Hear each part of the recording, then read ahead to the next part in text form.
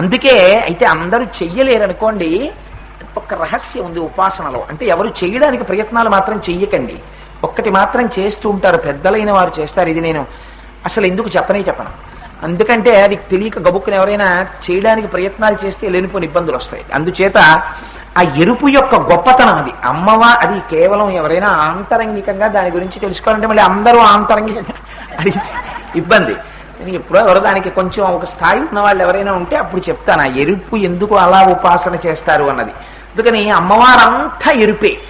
ఆ ఎరుపు ఏం చేస్తుంది? జగత్తు వైపుకి నడిపించడం కాదు, ఆ ఎరుపు అయ్యవారి వైపుకి తీసుకెడుతుంది. ఎప్పుడు? మీరు అమ్మవారి పాదములు పట్టినప్పుడు.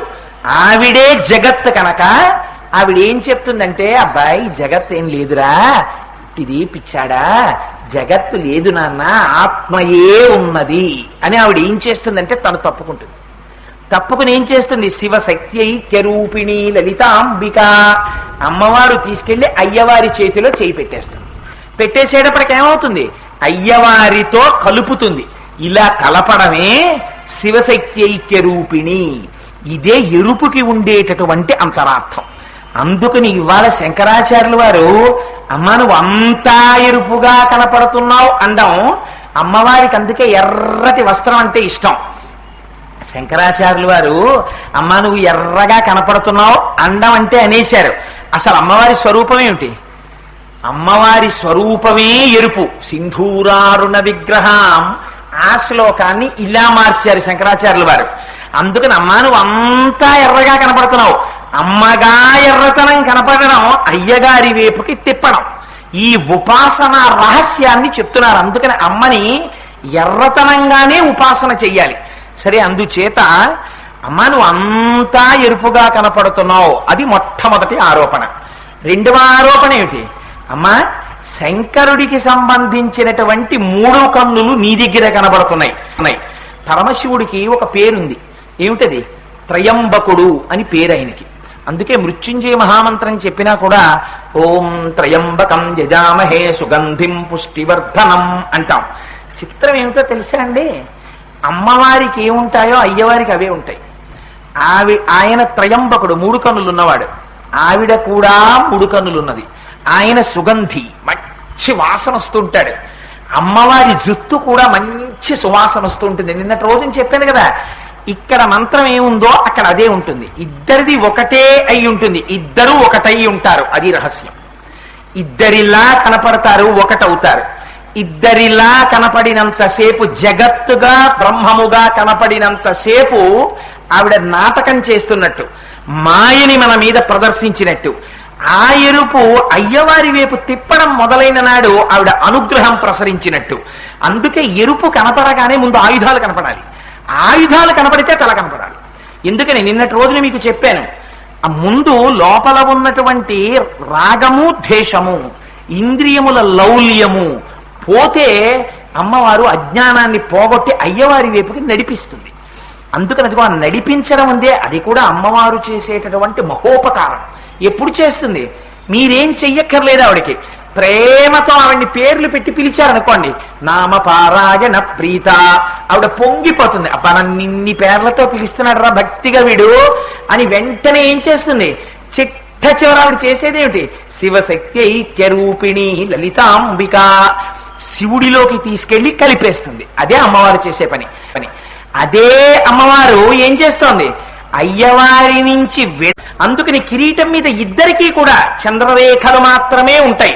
కళాభ్యాం చూడాలంకృత శశి కళాభ్యాం నిజతప ఫలాభ్యాం భక్తేషు ప్రకటిత ఫలాభ్యాం భవతు మే శివాభ్యాం అస్తోక త్రిభువన శివాభ్యాం హృది పునర్భవాభ్యాం ఆనంద స్ఫురధనుభవాభ్యాం నతిరియం అంటారు శంకర్లు శివానంద లహరిలో. ఇద్దరూ చంద్రరేఖలే ధరిస్తారు. అందుకని ఎందుకు చంద్రరేఖ ధరించడం? అక్కడ పూర్ణచంద్రుడిని పెట్టుకోవడం ఏమిటి? ఇక్కడికి వచ్చేటప్పటికి చంద్రరేఖ ధరించడం ఏమిటి? అంటే అందులో ఎంత రహస్యం ఉందో తెలుసా అండి? మీకు కాలం ఎలా నడుస్తుంది? మీకు కాలం శుక్లపక్షంగా కృష్ణపక్షంగా నడుస్తుంది.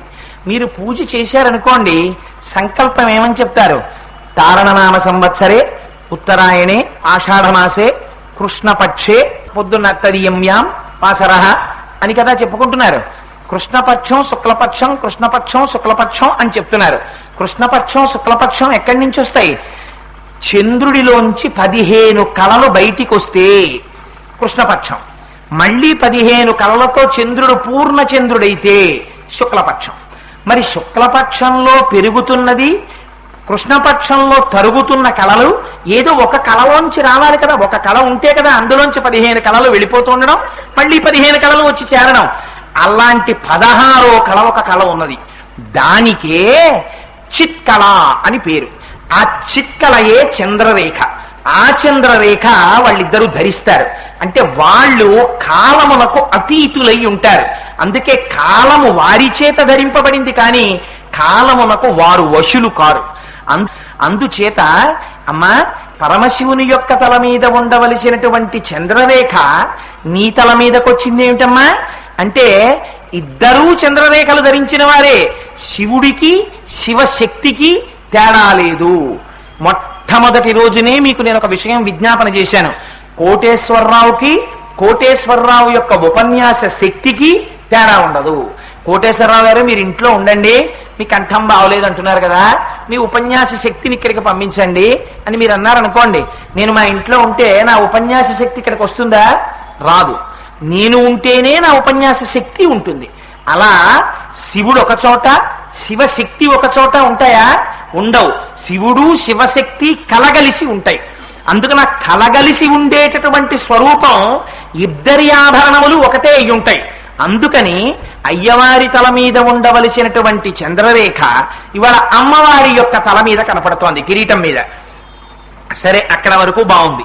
మరి కుచాభ్యాం ఆనమ్రం, అమ్మా నువ్వు వక్షోజములతో ఉంటావు కదా, అందుకని ఇవాళ శంకరుడు కనపడకుండా నువ్వు వక్షోజములతో దర్శనమిస్తున్నావు నాకు.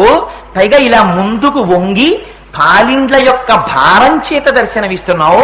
కుడి పక్కన శివుడు కనపట్టలేదు, పురుష సంబంధమైనటువంటి వక్షస్థల చిహ్నములు కనపట్టలేదు అన్నారు శంకరులు.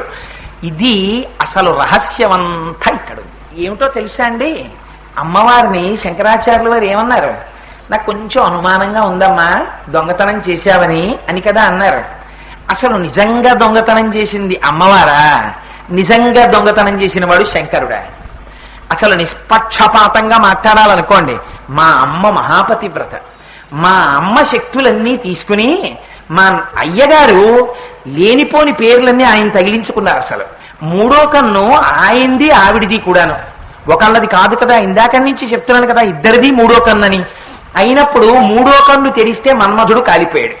కాలిపోతే కామదహనుడు అన్న పేరు శంకరుడికి మాత్రమే వచ్చింది. మా అమ్మకి ఇచ్చారా పేరు? కాముణ్ణి కాల్చేసింది అమ్మవారని చెప్పి పేరు ఇచ్చారా? ఇవ్వలేదు. సగం ఫలితం మా అమ్మకి రావాలి, అక్కడ ఇచ్చారా? ఇవ్వకుండా సగం ఫలితం, పూర్తి ఫలితం పట్టుకెళ్ళి శంకరుడు ఖాతాలో వేసేశారు. పైగా యమధర్మరాజు గారు శివలింగాన్ని కౌగిలించుకున్నటువంటి మార్కండేయుడి మీద పాశం వేస్తే చంద్రశేఖర చంద్రశేఖర చంద్రశేఖర పాహిమాం అని పిలిచాడని ఆ రోజున శంకరుడికి కోపం వచ్చి ఏ కాల్తో తన్నాడు? ఎడమ కాల్తో తన్నాడు. తంతే వక్షస్థానమంతకస్య కఠినాపస్మార సంవర్ధనం భుభృత్ పర్యటనం నమత్సురశిర కోటీర సంఘర్షణం కర్మీదం మృదులస్య తావక పద ద్వంద్వస్య గౌరీపతే మచ్చేతోమణి పాదుకా విహరణం శంభో సదాంగీకురు అన్నారు. ఇదే శంకరాచార్యులు వారు శివానంద లహరిలో. అది వక్షస్థలాన్ని ఆనాడు నీ కాలు ఎంత కందిపోయిందో అన్నారు. ఎడమవైపునున్నది ఎవరు? మా అమ్మ ఉంది. ఉన్నప్పుడు ఎడంకాలు ఎవరిది? మా అమ్మది. మా అమ్మ కాలుతో తన్నింది. మా అమ్మకి రావాలా కీర్తి? శంకరుడికి వెళ్ళాలా? యముణ్ణి తన్నాడన్న కీర్తి అయ్యవారిది. తన్నిందేమో మా అమ్మ కాలు. మా అమ్మ పుచ్చుకుందా కీర్తి? పోన్లే, ఆయనకి కీర్తి వస్తే నాకు వచ్చినట్టు కాదేంటి అని ఆయనకు వదిలేసింది. కానీ ఆవిడ మీద ఆరోపణలు మాత్రం ఆవిడ మీద చేశారు. అమ్మ మూడో కన్ను అట్టుకొచ్చేశావు, అమ్మ చంద్రరే కట్టుకొచ్చేశావు. అసలు దొంగతనం మా అమ్మదా మా అయ్యదా అంటే ఇలా చెప్పినా తప్పే అన్నారు శంకరాచార్యులు. ఓరి వెర్రాడా, అమ్మ అయ్యా అని రెండు లేరురా, ఉన్నదొకటే. ఎందుకని? నువ్వు ఇలా ఆరోపణలు చేస్తే ప్రపంచంలో అందరూ హంతకులే. అమ్మ పిల్లాన్ని ఒళ్ళో పడుకోబెట్టుకుంటుంది, చంటి పిల్లాడు. ఇలా అనని అమ్మనొక దాన్ని నాకు చూపించండి. ఆ పిల్లాన్ని పడుకోబెట్టుకుని ఇంట్లో ఎవ్వరు ఉండరు, వాడు ఒక్కడే, వాడికి ఏం తెలియదు, వాడు భోజనములు నవ్వుతూ ఉంటాడంతే. వాడిని పట్టుకుని, నాన్న నీ ముక్కు కొరికేస్తాను, నీ చెవులు కొరికేస్తాను, నీ నోరు కొరికేస్తాను, నీ బొజ్జ కొరికేస్తాను, నిన్ను కొరుక్కు తినేస్తానంటుంది. చంపడమే కాదు, కొరుక్కు తినేస్తానంది కొడుకుని. Attempt to murder plus human బాడీని కన్జ్యూమ్ చేసేయడానికి ప్రయత్నం కింద ఎవరైనా ఆ బయట విన్న వాళ్ళు వెంటనే పోలీస్ కేసు రిజిస్టర్ చేసేసి ఈవిడ్ని పట్టుకెళ్ళిపోతున్నారు ఏంటి? అలా ఏం పట్టుకెళ్ళిపోరు. ఆ పిల్లాడిని అమ్మ గట్టిగా వక్షస్థలానికి అదుముకుంటుంది. అదుముకుంటే పిల్లాడు కనపడ్డావు. అమ్మ ఏదైనా ఇబ్బంది వచ్చింది అనుకోండి, మీరు ఎప్పుడైనా చూడండి, బస్సులో వెళ్ళిపోతుంటారు పొద్దున్నే తిరుమల కొండ మీదకి, మంచి చలిగాలి వస్తూ ఉంటుంది శరత్కాలంలో. పిల్లలు అమ్మకి ఒంటికి హాయిగా హత్తుకుని వెచ్చగా ఉండి బుర్రొక్కటి బయటికి పెట్టి ఇలా చూస్తుంటారు. అమ్మ అద్దం వేసేసి ఆ పమిట కొంగు కప్పేసి కనపడకుండా గట్టిగా దాచేసుకుంటుంది. అలా పిల్లాడిని దాచేసినప్పుడు, అమ్మ నీ దగ్గర పిల్లాడు ఉండాలి, ఆ పిల్లాడు కనబట్టలేదు, పిల్లాడి తల కనబట్టలేదు, కాబట్టి ఆ పిల్లాడి శరీరం కూడా నువ్వే దొంగిలించావు అని ఎవరైనా వెంటనే ఛార్జ్ షీట్ రాసేస్తారేంటి? దాని మీద రాసేయరు. అమ్మ తనలో దాచేసుకోవడం పిల్లాన్ని ఎంత ప్రేమో, భార్య భర్తని తనలో దాచేసుకోవడం అంత ప్రేమ. అందుకని వాళ్ళిద్దరు జగత పితరౌ వందే పార్వతీ పరమేశ్వరౌ. ఇప్పుడు ఏమైంది? అమ్మలో అయ్య కలిసిపోయారు. కలిసిపోయి అమ్మ ఒక్కటిగానే దర్శనమిస్తున్నారు. దర్శనం ఇవ్వడంలో శంకరాచార్యుల వారికి ఏం కనబడుతోంది? అమ్మలో అయ్యవారు కనబడుతున్నారు. ఇది విచిత్రం. పొద్దున్న మనం ఏం పెట్టాం పూజలో? అమ్మవారిని ఒక్కరినే పెట్టాం. ఆ మాట మీరు అనొచ్చా? అదేంటండి అమ్మవారిని ఒక్కరినే పెట్టాం మనం? పూజ మంత్రపుష్పం అయిపోయిన తర్వాత ఏమన్నాం? తన్నో రుద్ర ప్రచోదయాత్. అక్కడ ఉన్నారా శివుడు? మీరు పెట్టలేదుగా. పెట్టకుండా మరి తన్నో రుద్ర ప్రచోదయాత్ అని ఎలా అడిగారు? అడిగితే చూడగలిగిన కన్నుంటే, జ్ఞానముంటే శివుడు శక్తి అని రెండు లేవు. పాలు పాల తెలుపులా, చంద్రుడు చంద్రుడి కాంతిలా, నీరు నీటి రుచిలా, దీపము దీప ప్రభలా శివశక్తులు రెండు కలిసిపోయి ఉన్నాయి.